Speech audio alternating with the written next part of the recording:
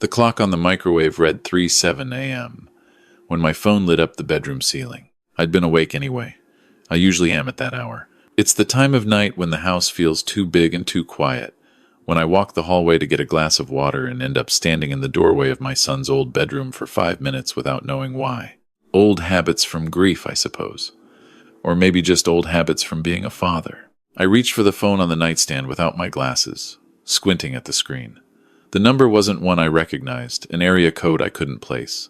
7 digits that meant nothing to me. I almost let it go to voicemail. I almost rolled over and closed my eyes.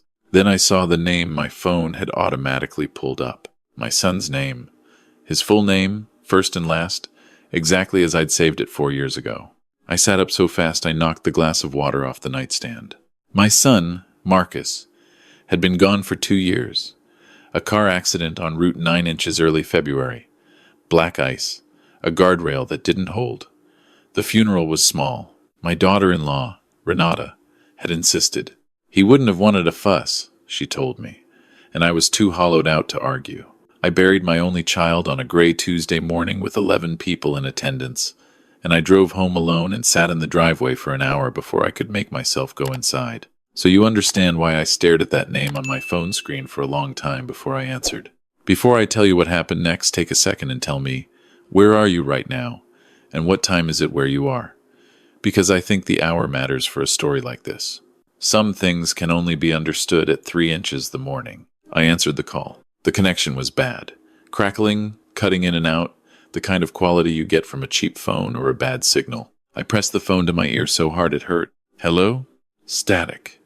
Then breathing, slow and shallow, like someone trying to stay very quiet. Hello? Who is this? A pause.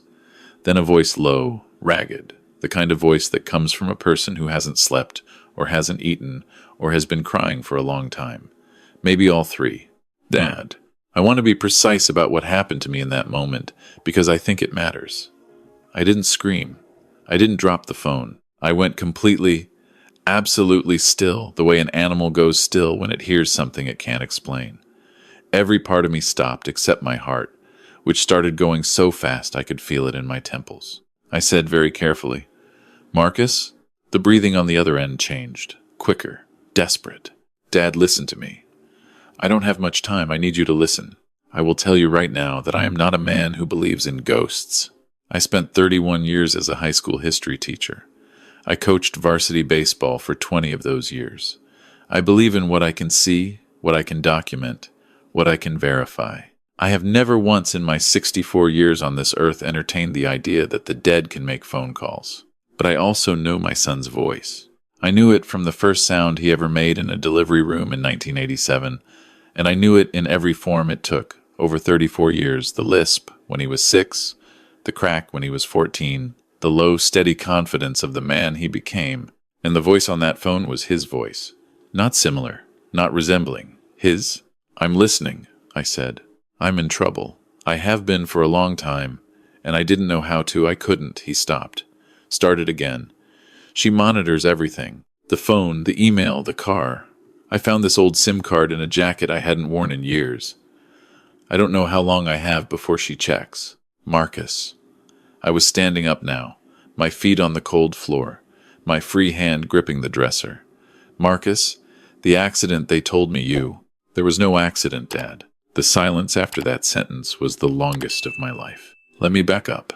Let me tell you about Renata, because you need to understand who she is before you can understand any of what comes next. My son met her at a work conference when he was 29. She was smart, polished, the kind of woman who fills a room without trying. I liked her, at first. We all did. She had this quality of complete attention when she talked to you. She made you feel like you were the only person in the world, like your words mattered more than anything. Marcus was completely gone on her within 2 months. They were engaged in 8. I noticed the changes slowly. The way Marcus stopped coming to Sunday dinners, the way his calls got shorter, then less frequent, then almost non-existent. When I asked him about it directly, I drove 2 hours to see him on his birthday because he'd canceled our plans. He told me he was just busy. Work was demanding. Renata was sensitive. She'd had a difficult childhood. She needed him present in the evenings. He said it with this rehearsed steadiness that didn't sound like him at all. I tried to talk to her once. I told Renata that I missed my son, and I'd like to see him more. She smiled at me, perfectly warm, and said she completely understood, and she'd never want to stand between Marcus and his family. Then she took my son's hand and said, "Marcus, your father is worried about you. Maybe you should think about why you've been pulling away." He apologized to me for pulling away, for making me worry. He apologized while Renata stood there with that small, private smile. I drove home with a sick feeling in my gut I couldn't name. When the call came about the accident, it was Renata who called me. Her voice was composed, appropriate, the perfect performance of a grief-stricken widow. She managed everything. The identification of the body closed casket, she said. The damage was too extensive. The paperwork, the insurance, the arrangements. She handed me a printed order of service at the funeral with a photograph of Marcus from their wedding, and she held my arm through the whole thing like she was the one supporting me. I cried at my son's funeral, and I believed every word I was told because I had no reason not to, and because grief makes you trust the people standing next to you in it. That was 2 years ago. I sat on the edge of my bed at 3 inches the morning with my son's voice in my ear and tried to hold myself together. "Tell me everything," I said. "Start from the beginning. Tell me everything." What he told me took 40 minutes, and by the end of it, I was sitting on the kitchen floor with my back against the cabinet because my legs wouldn't hold me anymore. The accident was staged. That was the first thing. Renata had found out that Marcus had quietly consulted a divorce attorney 6 weeks before the supposed accident. He'd been planning to leave her carefully, methodically, the way he did everything, trying to protect himself and his assets from what he suspected would be a vicious legal fight. Renata found the attorney's card in the pocket of a coat she was taking to the dry cleaner. Marcus didn't know she'd found it until the night she told him. He described what happened in that conversation in a way that made my blood go cold even now. Not shouting, not threats. Just Renata. Very calm, very quiet, explaining to him exactly what she would do if he tried to leave. The financial accounts she had access to. The things she knew about him. The version of him she would construct for every person in his life, including me, if he forced her hand. And then one other thing she said, almost as an afterthought. "I've already taken steps," she told him.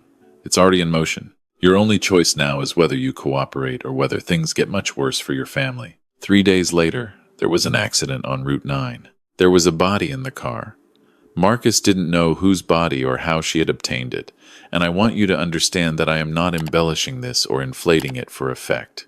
I am telling you what my son told me from wherever he was hiding at 3 inches the morning with a phone that wasn't supposed to exist. He had been living for 2 years, if you can call it living in a property Renata controlled in another state.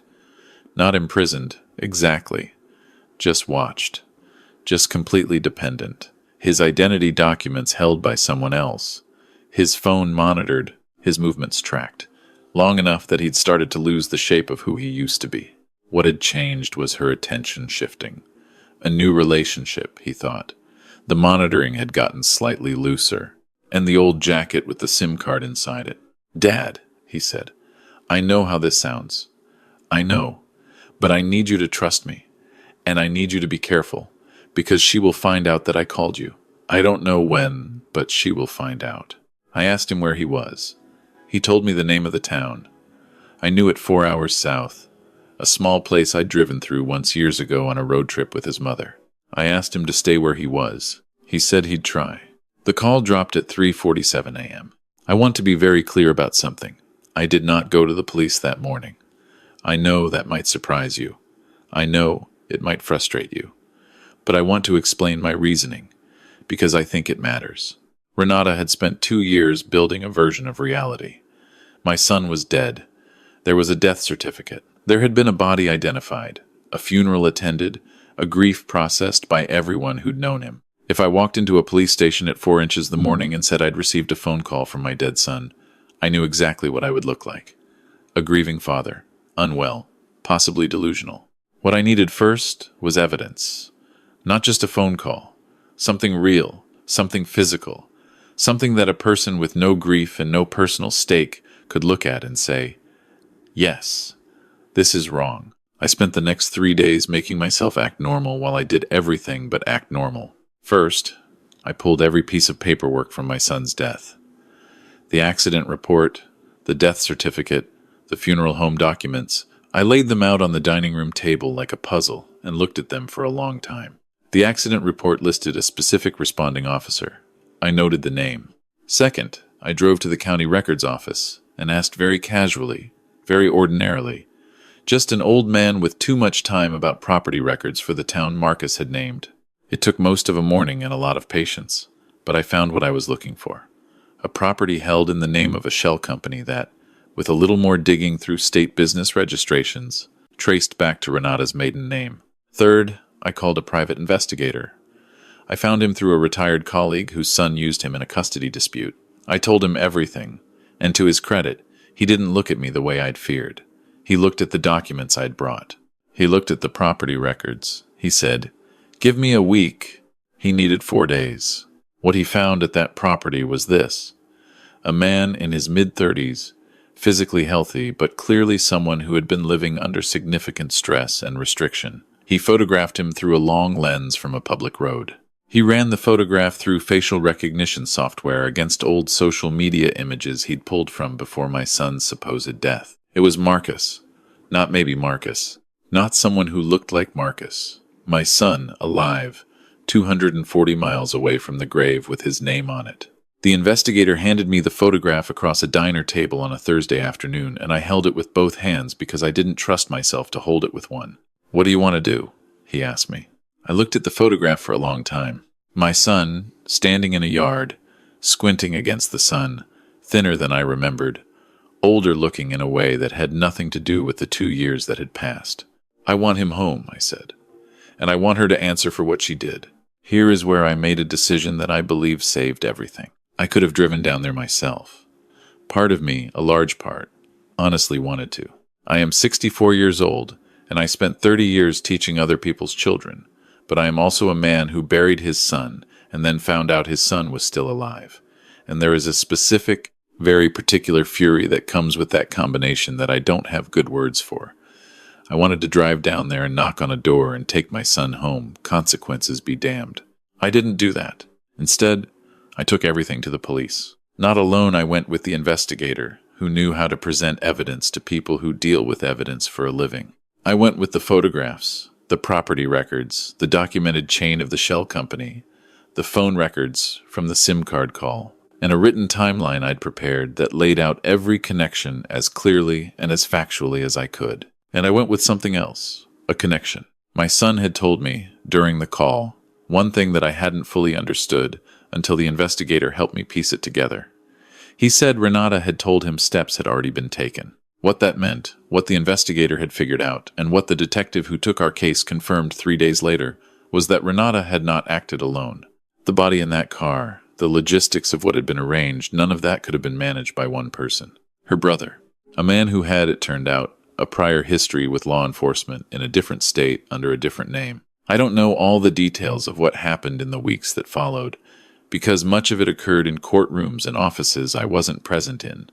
What I can tell you is what I experienced directly. The call came on a Tuesday morning. The detective asked me to be available that afternoon. I drove the 4 hours south with the investigator in the passenger seat because I couldn't have told you what lane I was in for most of the drive, and I didn't trust myself alone. We pulled up outside a property that looked completely ordinary, a beige house with a porch and a bare winter garden and a car in the driveway that didn't belong to my son. I waited by the car while the police went in. That was the hardest part. Knowing he was in there, standing on a gravel shoulder in February with my hands in my jacket pockets and the cold working through my boots, just waiting. The door opened. He came out in a gray sweatshirt and jeans, squinting against the light, escorted by an officer who was talking to him quietly. He looked around the yard once. Then his eyes found me. I have coached men through the last out of a championship game. I have stood at a hospital bedside when my wife lost her fight with cancer. I have held grief in more shapes than I would have thought a person could survive. Nothing in my life has compared to what it felt like to watch my son walk across that gravel toward me. He looked like himself, older, thinner, something careful and guarded in the way he held himself that hadn't been there before. But himself, he stopped about 3 feet away from me and he said, "Dad, I'm sorry. I'm so sorry. I didn't know how to." I closed the 3 feet and that was enough of that sentence. I will not give you every detail of what came next, partly because some of it is still making its way through a legal process, and partly because some of it belongs to my son and not to me. What I can tell you is the shape of it. Renata was arrested that evening. Her brother was taken into custody 2 states away the following morning. The investigation into the body in the car is ongoing, and I have learned not to ask too many questions about that part because the answers make it very difficult to sleep. Marcus spent the first week at my house. We didn't talk much at first. We watched television. I cooked the dinners he'd liked as a kid, nothing complicated, nothing that required a performance. Chili on Wednesday. Grilled cheese on Thursday.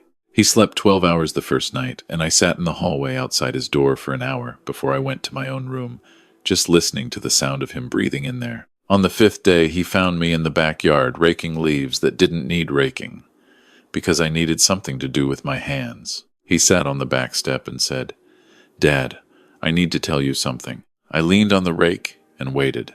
When she found the attorney's card, he said, "The first thing she said to me was that you'd believe her over me, that everyone would."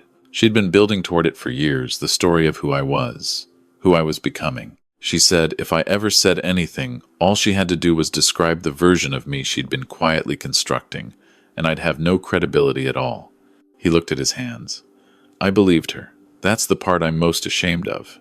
I believed her, and I didn't come to you. I put down the rake. I sat next to him on the step. "A man who does what she described," I said, "doesn't spend 3 years quietly keeping the escape plan alive. Doesn't risk everything on a 5-year-old SIM card at 3 inches the morning because he found a crack in the wall." He was quiet for a moment. "I should have come to you sooner," he said, "before it ever got that far. The first time I made an excuse not to call. The first Sunday dinner I didn't drive home for." "Yes," I said. "You should have." I meant it, and I think he needed to hear it mean something. "But here's what I know," I said. "What she did to you, the way she worked on your sense of reality, your sense of what was true and what wasn't, who you could trust, that isn't something that happens overnight. It doesn't happen to people because they're weak. It happens because someone deliberately and systematically dismantles every support you have, one relationship at a time, until the only reality you can access is the one they've constructed for you. I've read about it. I've had 2 years to read about it." He looked at me. "I didn't know you'd been reading about it," he said. "I've had 2 years to do a lot of things," I said. "Mostly I just missed my son." He didn't say anything after that, and neither did I. And we sat on the back step for a long time while the neighbor's dog barked at something in the distance, and the afternoon light went flat and gold across the yard. There's one more thing I want to tell you. This part I almost left out, because it belongs to that category of things that are almost too much, the kind of detail that, if you read it in a story, you'd think the author was reaching too far. About a month after Marcus came home, I got a letter. Paper letter, handwritten, forwarded to me through the investigator from a name I didn't recognize. A woman's name. She had been Renata's friend, or thought she was. One of those adjacent relationships. Someone who'd been kept close enough to feel included, and far enough away to not know too much. She had watched something over several years that hadn't made sense to her until the arrest, and she had written it down because she needed someone to know. She wrote that there had been a night, about 3 years before the supposed accident, when she was at Renata and Marcus's house for dinner. Marcus had excused himself to take a phone call. While he was out of the room, she had made an offhand comment about how happy they seemed together, how lucky he was. Renata had looked at her. She described it very specifically. She said she'd never forgotten the look, and she said, "He doesn't understand what he has. But he will." The woman said she'd thought it was a strange thing to say about a husband you loved. She'd let it go. She'd told herself she'd misread the tone. She wrote to me because she wanted me to know she was sorry she hadn't looked harder at what she'd seen. She wanted me to know that she thought about it. I wrote back to her. I told her what I now believe to be true after everything that had happened, that the most effective kind of control doesn't look like control at all. It looks like devotion. It looks like love. The people closest to it are often the last to see it clearly, because seeing it clearly would require accepting that something they trusted completely was a performance from the beginning. That is not a failure of intelligence or attention. That is how it is designed. I told her she had nothing to apologize for. I meant that too. My son is doing better. Not all the way better. I'm not sure what all the way better looks like after what he went through, and I think he's still figuring out who he is outside the context of 2 years of isolation, and before that, several years of systematic erosion. He's seeing someone, a professional, twice a week. He's been sleeping better. Last month, he came to a baseball game with me, not because I asked him to, but because he showed up at my door on a Saturday morning and said, "Isn't there a game today?" We sat in the cold in the 7th row from the field, and the team lost by 4 runs, and we ate terrible hot dogs, and I watched him laugh at something the third baseman did, and I thought, there he is. There is my son. I don't tell this story to make myself out to be someone remarkable. I am a retired history teacher who couldn't sleep at 3 inches the morning and answered a phone call. The remarkable thing was my son finding that jacket, finding that SIM card, deciding after 2 years that the risk was worth it. I tell this story because I think there are people listening who know what it is to be cut off from someone they love and not be entirely sure why. Who know what it is to have a door quietly, gradually closed on a relationship they thought was permanent, and to be handed explanations that are just plausible enough to stop them from pushing harder. Don't stop pushing. Ask the harder question. Drive the 2 hours. I spent 2 years grieving a son who was alive. I spent 2 years telling myself there were no more doors to knock on. I was wrong, and I was lucky enough to get the chance to find out I was wrong. Most people don't get that phone call. So, make the call yourself, while you still can. Go knock on the door. The person on the other side of it might have needed you to show up for longer than you know. That's all I've got. Thank you for sitting with me through this.